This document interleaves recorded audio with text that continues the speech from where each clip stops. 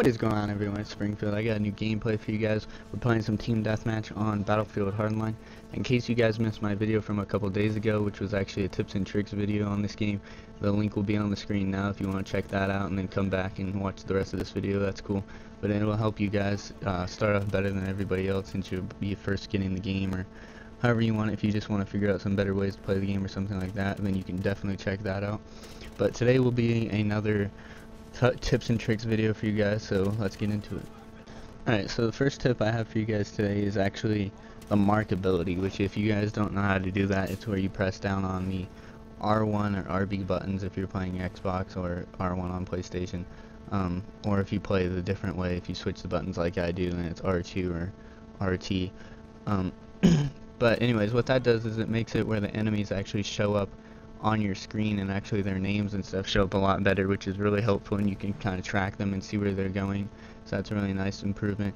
And then one of the things that it actually does is it makes it where your aim assist is a lot stronger, so you can actually just like pretty much tap the aim in and out button, and you can keep your gun on them and get a lot more hits, because sometimes the accuracy in this game is a little bit difficult because people run all over the place. But if you mark them first and then aim in at them, you tend to get a little bit of better hit detection and stuff like that.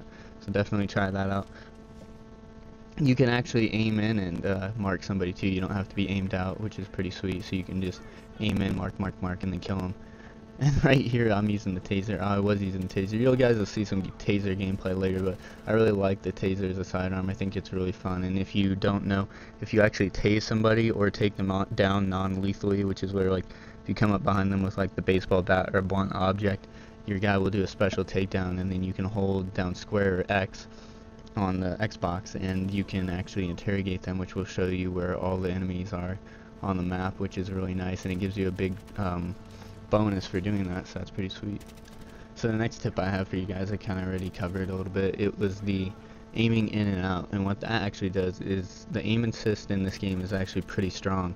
So if you actually just like tap in and out of aiming, your gun will lock onto them. Like if you sometimes get those aim-ins where you aim at them and your gun's a little bit off, it's like a little bit to the left or to the right, if you just tap the aim button real quick, it'll actually pull your sight onto them, which is really helpful, especially at close range. Like what I do at close range is if I can't really get my gun up on them, I'll just tap aim in. I won't aim in all the way. I'll just keep tapping it, and it'll pull my crosshairs towards them, and then that'll help me get the kill. Or I'll just mark them like that, and then it pulls my crosshairs towards them. Either way is effective, it just whichever one you prefer. Alright, so the next tip I have for you guys is the mechanic loadout. So the mechanic actually has some very unique abilities that some other of the classes don't have, which are really helpful. So the mechanic, you can actually get these two things. One of them is called the satellite phone, which is really helpful, and I love using in team deathmatch because it just makes it a whole lot easier, and you don't get frustrated because of the getting spawned and killed. But that is the satellite phone. So what the satellite phone does is it makes it where you can actually choose where you want to spawn. You don't have to spawn on a random location where team deathmatch makes you do that, and sometimes you choose that random spawn and you get killed by somebody right away, or get spawned in front of a group of guys, which happens to me a lot. So I actually bought the satellite phone. It's 27,000 I think, but it's worth the money definitely, because like I said, being able to choose your spawns is really helpful. And then the next thing I want to talk about that the mechanic has that's an advantage is it's called the armored insert. And what the armored insert does is it allows you to take more damage to the body. So if some guy is shooting you in the chest a lot, it's going to do a lot less damage than if he shot you somewhere else. Which is very helpful again, because like none of the other classes have this ability, only the mechanic, which is really nice. Because some of the other classes have a lot better guns and stuff, so it kind of levels up the playing field a little bit. Like the assault rifle has the freaking car, and then the freaking shotgun is ridiculous, and the sniper rifle, of course, I'm sure you guys have already seen that, because that's really annoying and irritates the crap out of me. Alright, so the very last tip I have for you guys today, which is a pretty useful one and it'll help you out a lot, is staying to one gun from each side and one class from each side. So I know that sounds like, what are you talking about, Springfield? You're crazy. But trust me, if you stick to one gun and get all the attachments for it and level it up really high, you're just going to be able to kill kids a lot easier than if you keep switching guns and have to earn like the heavy barrel and all of that stuff for your guns. It's going to make it a lot more difficult if you try to do that.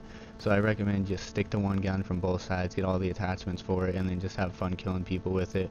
Or if after that you want to switch to trying a different gun, then you can. But I wouldn't recommend when you're first starting switching up a lot, because you're going to get killed a lot, because people are going to already have their guns all set up, and it's just not going to be fun.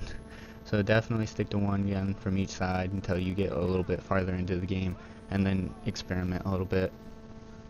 So that's all I got for you guys today. If you guys liked the video, be sure to leave a like, comment, and subscribe, and tell me how I'm doing. And if you guys are liking the videos, be sure to subscribe to join Springfield Nation, because I love you guys and I keep posting videos every day for you guys. So just come back, check them out, and I'll talk to you guys in the next one. Later.